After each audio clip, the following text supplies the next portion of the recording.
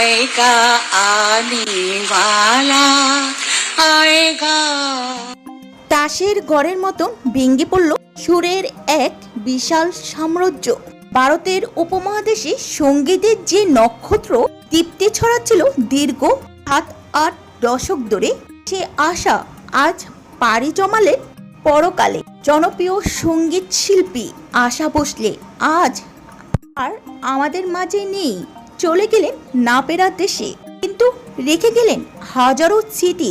তার গান শুধু বলিউডই নয়, সর্বত্রই ছিলেন তিনি। তার পয়নে শুধু একটি জীবনই নিভে যায়নি, নিভে গেছে এক যুগ, এক ইতিহাস, এক অমর সুরের ধারাবাহিকতা।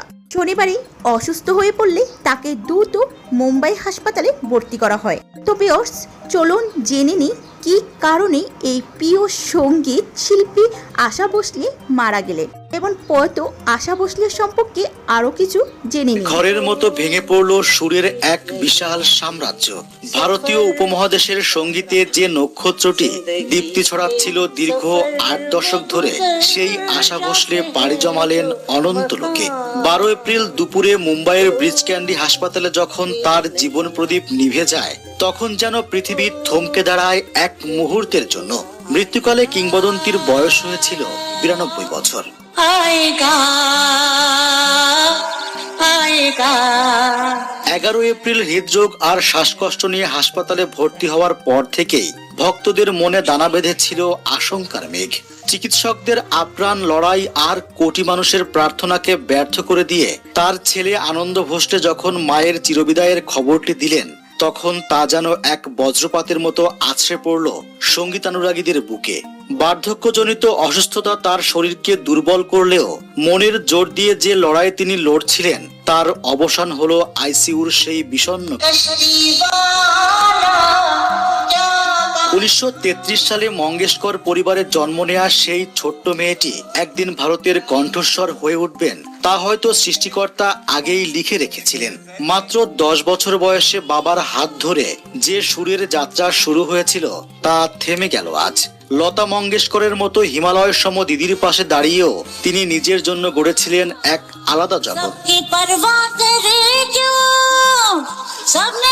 আশা ভোসলে মানেই ছিল প্রাণের স্পন্দন। কখনো তিনি চটুল গানে যৌবনের উন্মাদনা ছড়িয়েছেন, আবার কখনো উমরাও জানের বিরহী গজলে ভিজিয়ে দিয়েছেন হাজারো হৃদয়। তার কণ্ঠ কখনো ক্লান্তি জানত না। দাদা সাহেব ফালকে থেকে পদ্মবিভূষণ সম্মাননা তার পায়ে লুটিয়ে পড়লেও তিনি ছিলেন চিরকাল মাটির মানুষ। लेकिन इतना ध्यान नहीं था, ना स्कूल में ध्यान था ना कुछ। 13 এপ্রিল অশ্রুসিক্ত নয়নে মুম্বাইয়ের মাটিতে তাকে বিদায় জানানো হবে। নিথর দেহটি হয়তো চিতায় মিশে যাবে, কিন্তু তার গলায় সেই অদ্ভুত মাদকতা আর মায়াবী টান রয়ে যাবে প্রতিটি মানুষের কানে। এখন থেকে যখন ভারতের প্রতিটি ঘরে তার গান বেজে উঠবে, তখন সুরের মূর্ছনায় মিশে থাকবে পরম শূন্যতা আর হাহাকার। হয়তো ভালো বলতে পারো না, তোমার সুরে সুরে সুর মেলাতে আমার বেলা যে যায় সাঁঝ বেলাতে। গেছেন সেটা ছোটবেলা থেকে শুনেছি। আমি আমার মার কথা বলি, আমার মা না পাগলের মতন।